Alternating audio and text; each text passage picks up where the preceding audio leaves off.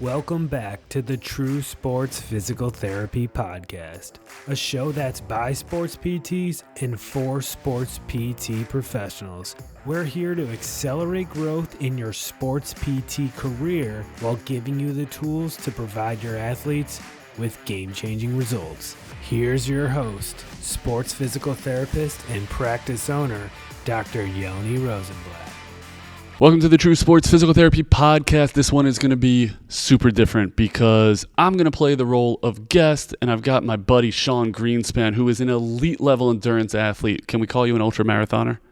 For the show, we can call it. Okay. Would you call yourself an ultramarathoner on the weekends when you're out at a bar? Depends who's asking. Depends okay. who's asking. Okay. Depends who's asking. So we got Sean Greenspan, who is himself really an ultramarathoner by day and a media mogul by night. He's going to be asking me a bunch of questions. Yeah. I think that's what we're doing. And hopefully there's some knowledge in here for the audience. Admittedly, I'm used to being the one asking the questions, but I'm happy to do my best trying to answer some questions. I'm feeling good. I feel like we're going to get a as you little feel bit good. of value. Yeah. Deal.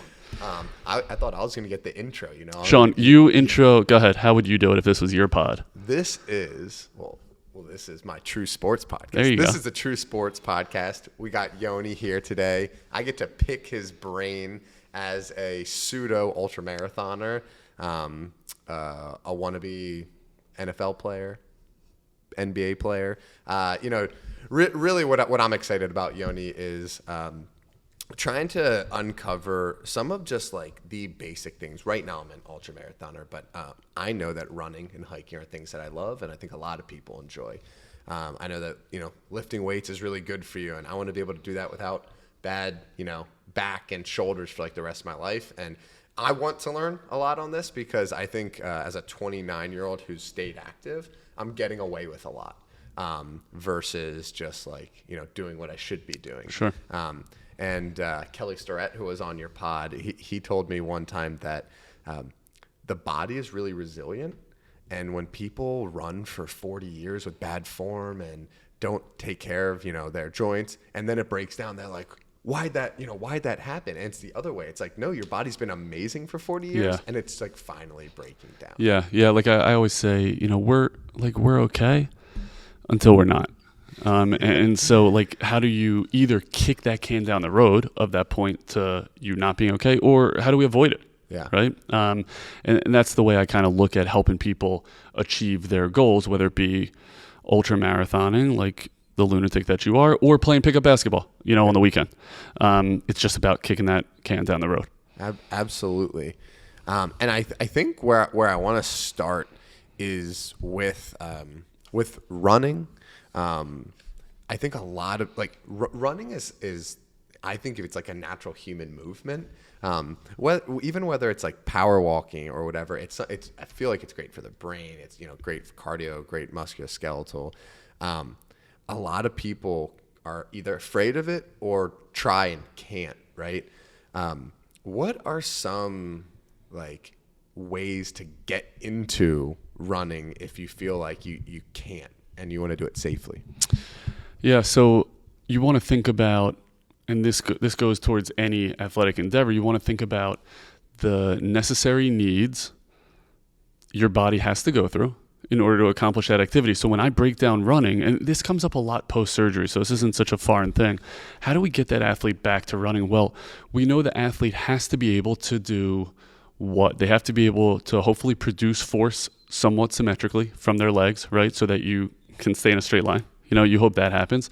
You have to be able to do it repetitively. Now, the endurance of the ability to do that is variable. Yeah, go ahead and raise that.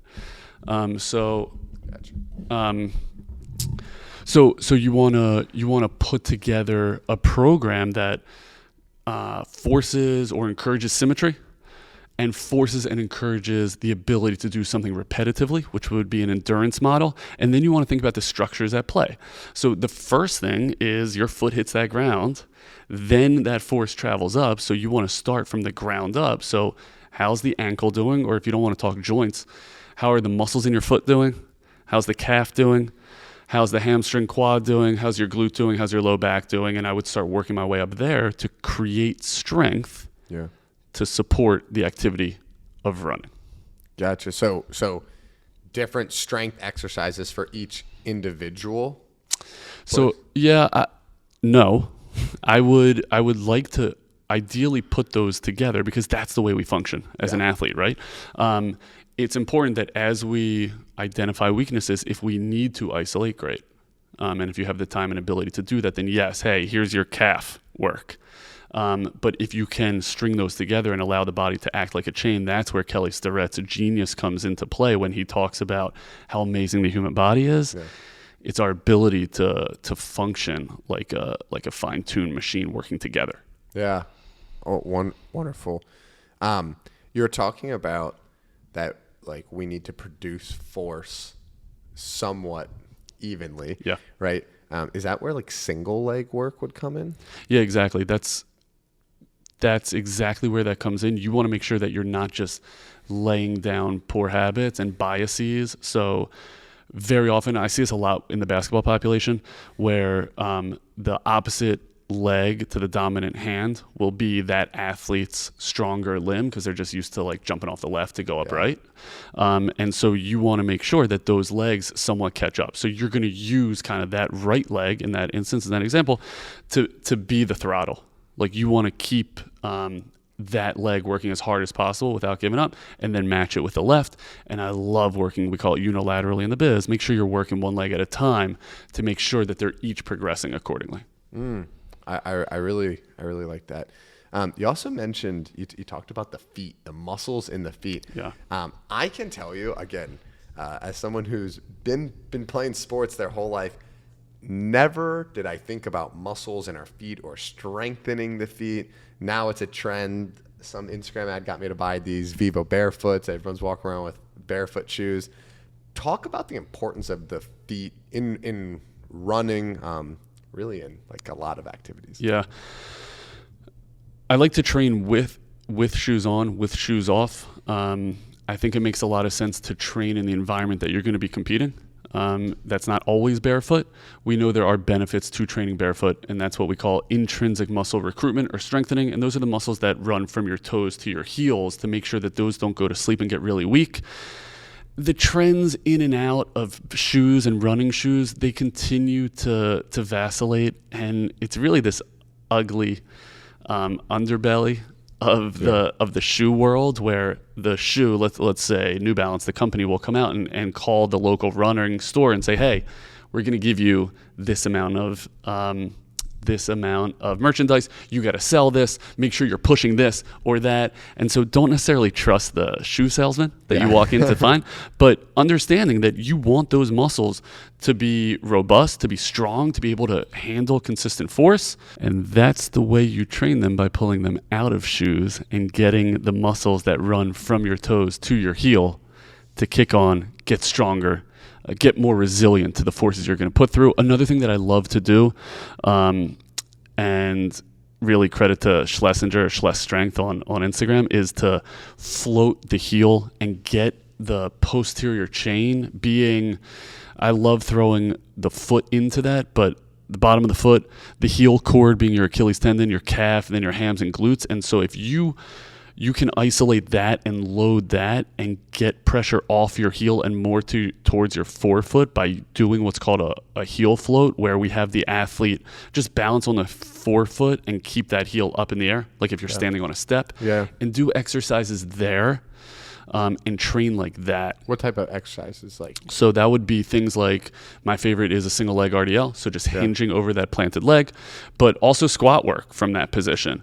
Also hydrants and glute work and things of that nature. And sometimes it's just balancing to encourage all of those muscles to kick on. That combats the disease which has occurred from these massively padded shoes, like you'll see, like the Hokas or the New Balance Beasts and stuff like that.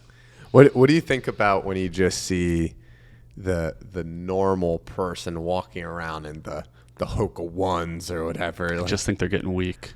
Yeah. Oh, I actually, here's something that I've encountered is this is actually, I encountered this with my dad, who's 64 years old, and has foot pain and wears shoes in the house, wouldn't come into my house. Wears shoes around the house and says and they're juiced up, and it says doing anything barefoot hurts. Yeah. What would you recommend for someone like that? I think you got to train through that. By the way, that used to be me. Train through that.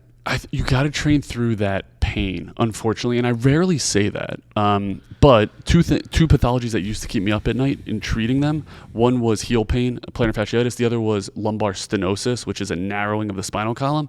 The only way that I really got decent at helping patients with heel pain and foot pain is barefoot training and balance training and understanding what the mechanics of the foot should be and how to train that. That is not in shoes, and it's not, by the way, in heavy orthotics necessarily. And you're talking to a guy who studied for a long time to learn how to make custom orthotics for people to put in their shoes. It's just the literature doesn't support it. For sure, the literature does not support custom versus over the counter. But secondarily and anecdotally, although maybe there's literature on it, you got to train barefoot to get those muscles stronger. It's crazy how we start changing our outlook depending upon the body part, whether we're going to train through pain and hope that it helps versus just run away from it and put them in essentially casts like orthotics. I think as a whole, we've come around to being intelligent with our dosages, getting the tissue to respond and become stronger or more robust or more resilient, and the pain goes away. I don't know why we have trouble saying, oh, it's in your shoulder, so we shouldn't do that, or it's your hip, so we shouldn't do that. Yeah. I think it's really applicable to the entire human system. Again, it comes back to Starrett's comment, which is we are unbelievably resilient, and we will learn to adapt if we intelligently dose those interventions. Yeah, I enjoy hearing that. And what do you think when you keep saying train barefoot? What do you think about training in barefoot shoes or minimalist shoes? I think it's great. I think it gives you the ability to be on different types of terrain and, not cause damage to the foot. Yeah. So that's a good thing. One thing I encourage to get away from, however, is say you're a basketball player. I think you need to spend time with those high tops on and training. If you're a football player and you're working on field work and cutting, it's one thing to be barefoot and get the muscles used to it. It's nice, and I think it's an intelligent add-on to say, okay, you're good barefoot. Let's strap up some cleats, put you on the field. Yeah. Mimic what you're about to do. Make sure you can handle that because invariably muscles are going to respond differently. Yeah. Let's make sure you're strong there. So I heard two things there. One, with the barefoot shoes, it sounds like they're fine if maybe your only surface is concrete where there might be something you're stepping on. But if you're on a clean turf, like you would prefer barefoot, it sounds like. I would do both. Yeah. I think you got to do both. Yeah. You have to be barefoot because that's going to help the intrinsic muscles. You have to be sports specific or activity specific. Wonderful. Yeah, that's cool. It's funny because I play a lot of basketball. Never think about doing my plyometrics in basketball shoes. Why not though? It's like why not? Outside of time, why not? It's the way you're going to compete. I always laugh because I give baseball players a harder time because like they just can't take their flat brims off. Like they're in the weight room and they're just wearing flat brims. Yeah. But it's the same thing with basketball players. They're training in high top basketball shoes. That doesn't make sense to always be in there. Yeah. But Sean, if you're a basketball player, train in high tops once in a while. Okay, thank you. Yeah. And I can't take the label basketball player. I already took a label. I feel guilty about it. You shouldn't. Ultramarathoner. But it's important to realize you've run what kind of distance races? 100 mile. Okay, that makes you an ultramarathoner, doesn't it? I think so. Okay, yeah. So own that. It's run something about a little tangent here. Something about the ultramarathons. Like it just, I don't know. Like I said before, like running feels like the human movement, and like I never thought I'd be an ultra. I never thought I'd run a marathon. How'd you get there? My buddy called me and said, COVID. That's how everything started, right? I don't think there was a world before COVID. It wasn't. My buddy called me and said, "Hey, I'm signing up for I signed up for a 100-mile marathon, and I need you to pace me." And I was like, "Cool, I'm there." And I was like, "What's that entail?" But I'm in either way. And he's like, he goes, "Well, you could pace up to the last 50 miles, and I don't have another pacer." I'm like, "Just say what you mean, man." Like I'm running 50 miles, and this was like my knowledge of running was very, very low. And I was like, I'm young, I'm in shape. Yeah, easy. So I trained hard for a month and went out and did it. And at 2:30 in the morning in Utah, it was 15 degrees. He was dry heaving, having an asthma attack. And we were about 25 miles in, and I quit on him. I left him there. I was like we got back like near the cars where I could just tangent off. I was like, dude, my feet hurt. Like, I'm dying. And he was like, no, I really need you. I was like, no, I'm dying. Like, I've been struggling with this for hours. So I went back to the car. I kind of like drove the course and like helped him finish, but definitely wasn't there with him most of the time. And something was clicking in my head that just like, it was like one of the first times like I just been like severely humbled and I quit like on something. Not something, a guy. Quit on a guy. A guy, a very good friend. Who almost died. Almost died. Good thing you didn't. But he didn't. And then, I signed up for like a 50K race, and I told myself, I'm just going to train super hard for it. And then right after that, like I was in pretty good shape, and he asked me to pace him on another one. Don't know why he asked me again. But then I did a 50 miler, and like that's actually, it's not that like a 50-mile run's a training run, but like if you look back at 100, like that's how people train. They sign up for a 50K, a 50 miler, 100K, 100 miler. So I was like, these were on the map, and I was like, you know what? Like, this is the best time to train for it. So I signed up for one a couple months out, and I really, really trained hard for it. And it was interesting because even that like 25 miles, like, my feet hurt, like my body ached for like 2 weeks. Overall, if I look back at the training for this 100 miler, I trained for about 10 months.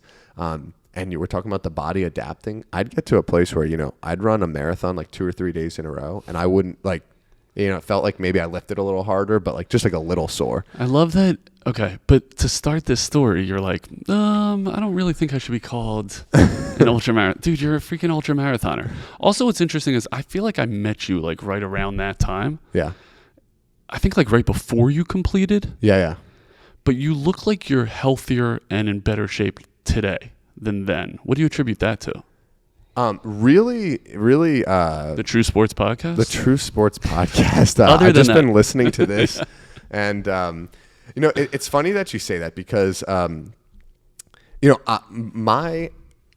was playing a lot of sports and lifting a lot of weights. I think that's an extremely healthy combination. A lot of basketball, a lot of weightlifting. Running ultra marathons, my big issue with it is I don't think it's the healthiest way to train, right? I lost 20 pounds and I couldn't have been eating more. I got my testosterone check plummeted. My testosterone was like in the 2s, and they're like, do you sleep? I'm like, yeah. Like, do you eat animal products? Like, do you lift heavy? I'm like, yeah.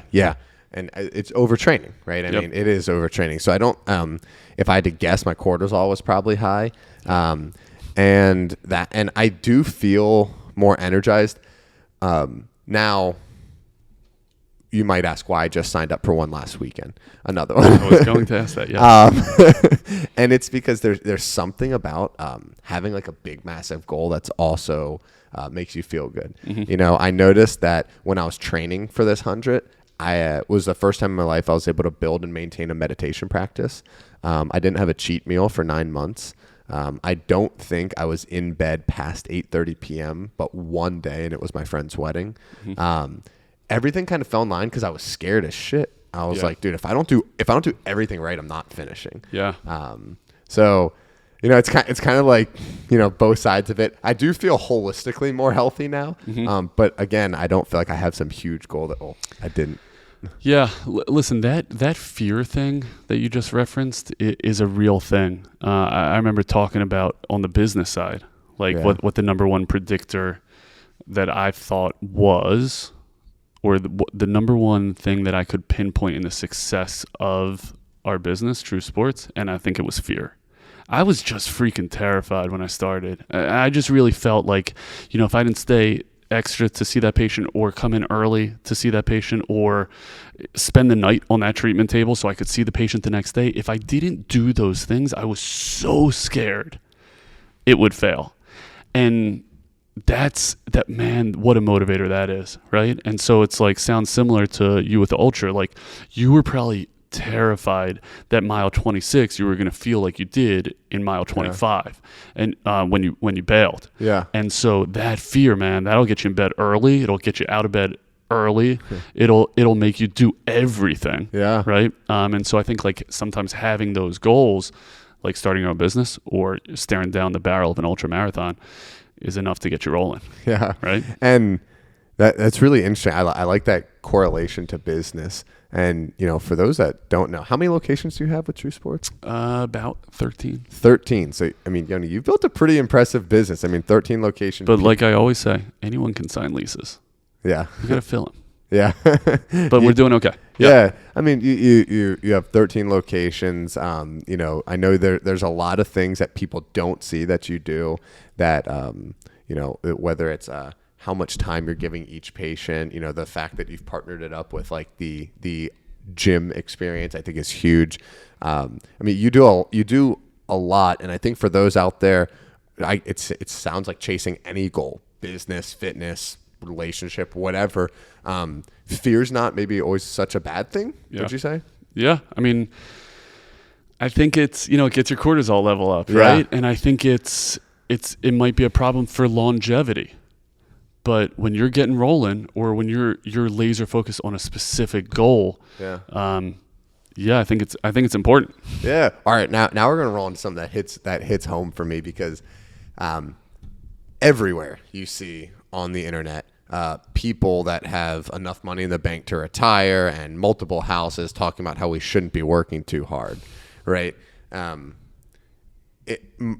kind of feel like life ebbs and flows a bit, and they all are, hey, I did that, and now I'm at I did that hard work. I was living in fear. I was living, in stress. I built this amazing thing just to realize that's not like gonna, solve all my problems. You can't live like this forever. And then I kind of either automated it or stepped away or pivoted. What do you think about that? Because I almost feel like yes to their point of you can't live like that forever, and it is a good step away. But I feel like that part one needs to happen. I think that's true. I don't know how to get to part two without part one. And I think I learned from one of my mentors and really good friends who you'll hear from on the pod soon enough, a guy named Dan Rutenberg, who, dude, he owns like 1 billion practices in the tri-state area. He said, and he probably got it from somewhere else, which is what got us here is not going to get us there. And I think it's important to have that fear or that hunger and that balls to the wall mentality to start. It'll help you see what's next. And no, I don't think it's sustainable necessarily, but I don't know how to do it without that coming first. Yeah. Play devil's advocate though. Do you think it's possible?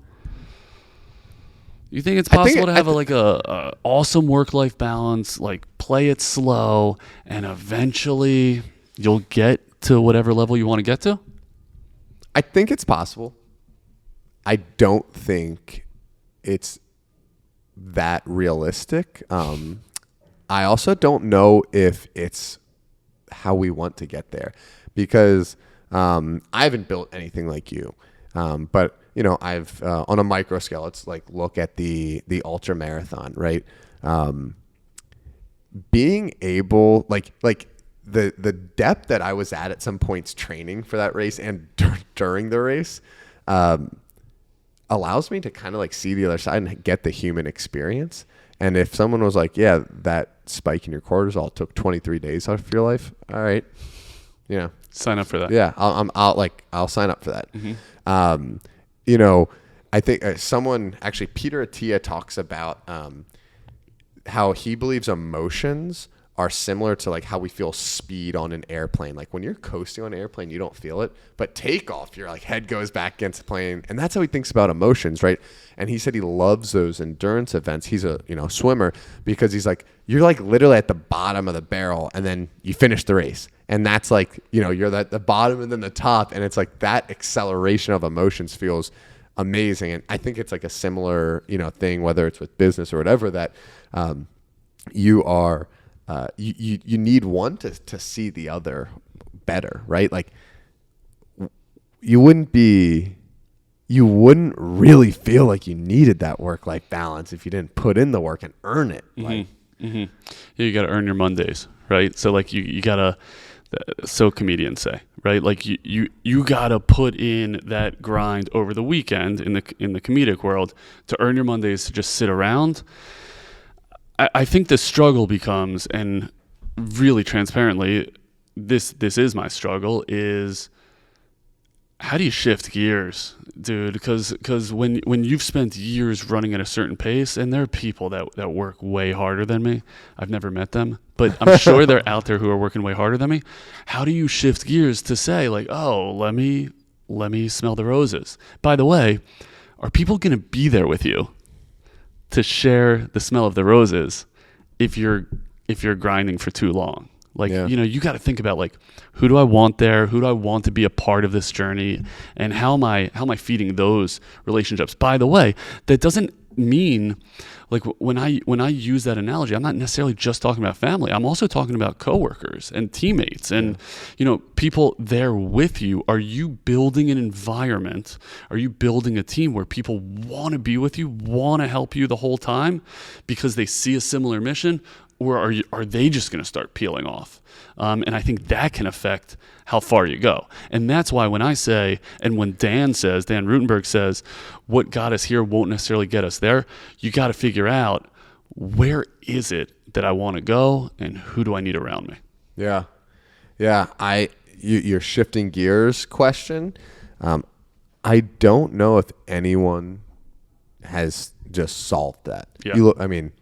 Look at Brett Favre, Yeah. right? I mean, I retire, I'm back. Right? Like, I think a lot of like that's even why these people are out there on social media and podcasts talking about that, because they're struggling with it, and that's like almost their form of like talk therapy. Like they're working through it then, and that's just your next challenge. I can say something that I've really started to try to shift in my head is to understand that things like that might support the work-life balance, or the balance in general here, because we're talking about really everything, that is also work, right? Like again, I built that meditation habit, which meditation's like I think as relaxing as it gets. From the training for this ultra, I've been able to keep it. Some might say, "Oh, I don't have time for that. Like I'm on the grind." That's work. I woke. So last night I got in very late, which is super, super rare for me. Woke up early, but still later than I usually do, and was like feeling kind of pressured. Like I got to get to work. I got emails. I got to get my morning training session in, and to just sit there for like 15 minutes, like that was also work. But work that's gonna like allow me to work longer. Yeah. So I think, but you're making a good point, which is when you look at the ability to train for long term, or you look at the ability to be successful in business for the long term, you have to work at the recovery side of things, right? Yeah. And we're starting to see that with elite level athletes. There's no question about it. One you've learned from here, a guy named Mike Burton, who takes his recovery. He's a fullback now with the Broncos. He takes his recovery as seriously as he takes his back squat. Yeah. And it's the same level of effort that he's putting in, because without one doesn't come the other. Yeah. Active recovery. Yeah. Or being active in your recovery. Sometimes it should be passive, like boots. Yeah. Boots.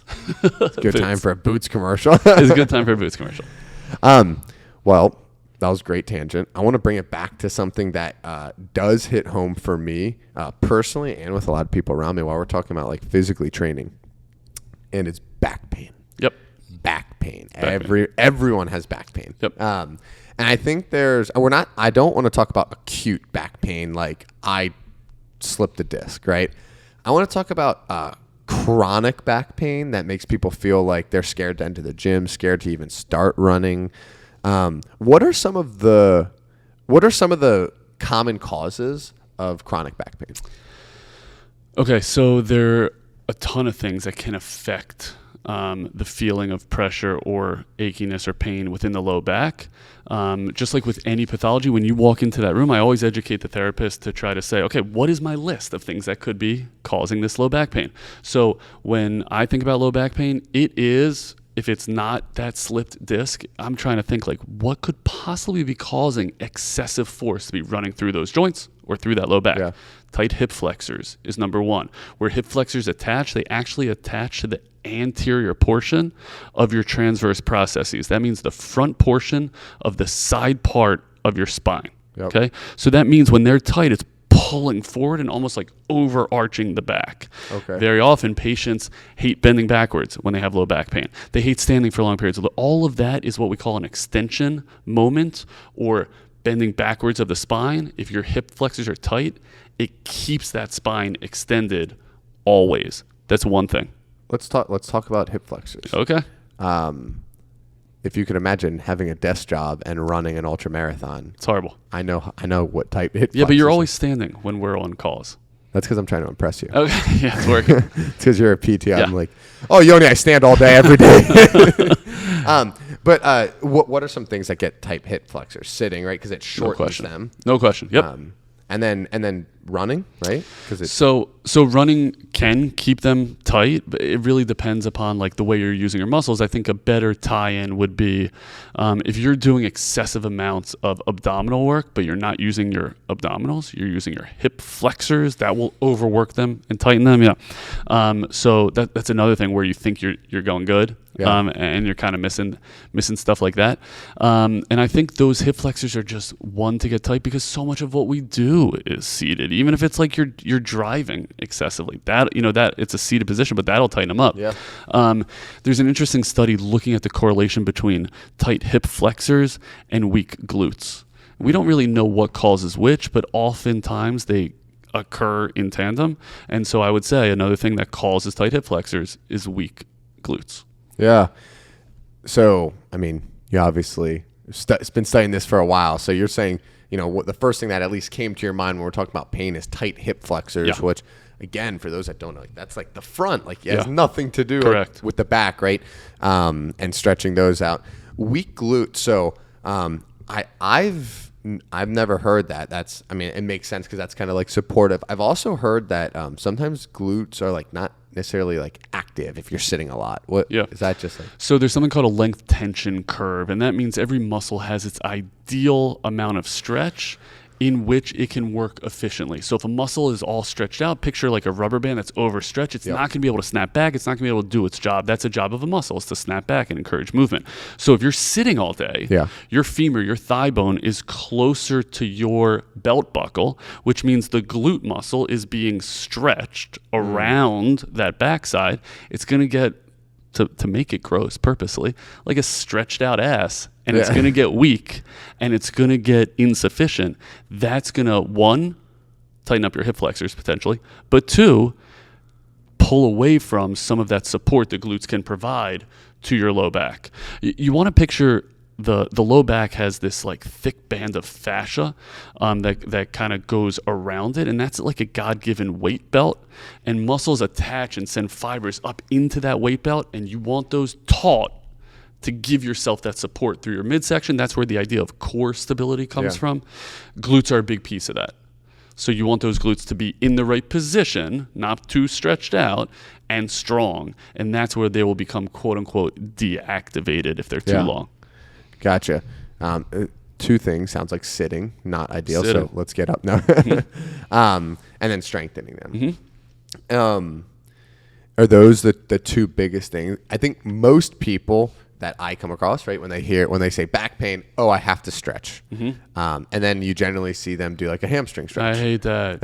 Where the F does, I don't know where that comes from. If someone knows where that comes from. Yeah, it's great. I'm glad that feels good. But it's far harder for me to jump to the hamstrings when there's so much to tackle more close or proximal to the issue. And that's why I get frustrated when therapists start deviating from the source of issue. Like there's an issue at the back, please just don't start looking at the neck.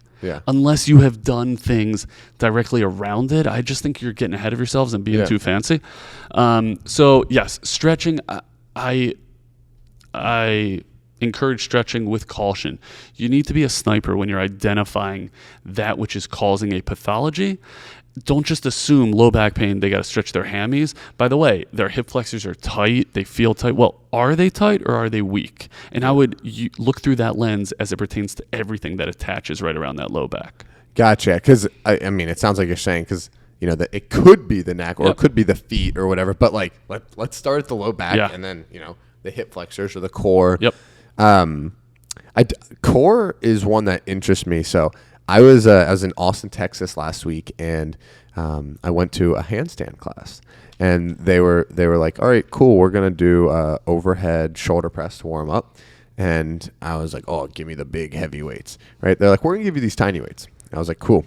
They said go up, and once I like got up, like full extension, you know, shoulder to ear, I did this. Ribs came out, and they're like, you know, again, it was like a bunch of like yogis in the class, not a lot of football players, right? And I was like, they're like, oh, your core is weak. I was like, no, my core is not weak. They're like, neither are my shoulders. Like, they're like, oh no, they're both actually pretty weak and immobile. And what do you think about? And they're like, that's gonna put like a lot of pressure on your back when you're like arching. What do you think about the lack of core strength with back issues? So sometimes it's strength, sometimes it's control. Right, your ability for your brain to really isolate and hone in on that which it's trying to do, and so that's why I say when I talk core, like I make sure that the athlete knows where is the rectus abdominis. What is the job of the rectus abdominis? Well, it runs from your xiphoid process, which is right under your sternum, all the way down to your belt buckle, and so its job is to really pull on that pelvis and pull it into what we call a posterior tilt. When you're pressing up overhead, if you don't have control of those abdominals, that's what they're saying is transpiring at your hips, is it's dumping forward, arching the back, and that's what we were talking about before, which will just crush the joints in the back of the low back, right? So how good are you at activating and controlling, and can you do that and still have the freedom to reach overhead with the other things? That's really what they're getting at. And because you said crush the joints, because I'm hearing like it's funny. I know a lot of my lack of mobility comes from the shoulders. So like when I go like overhead, if I'm engaging the core, I'm more at this angle than this. But like really with like back squat where it's not too much on your shoulders, it actually doesn't it doesn't hinder me too much. And because I have a friend that like he's like, I have back pain, like I heard you should just never back squat again. And to me that feels wrong. It's more like just learn how to engage your core so you're using.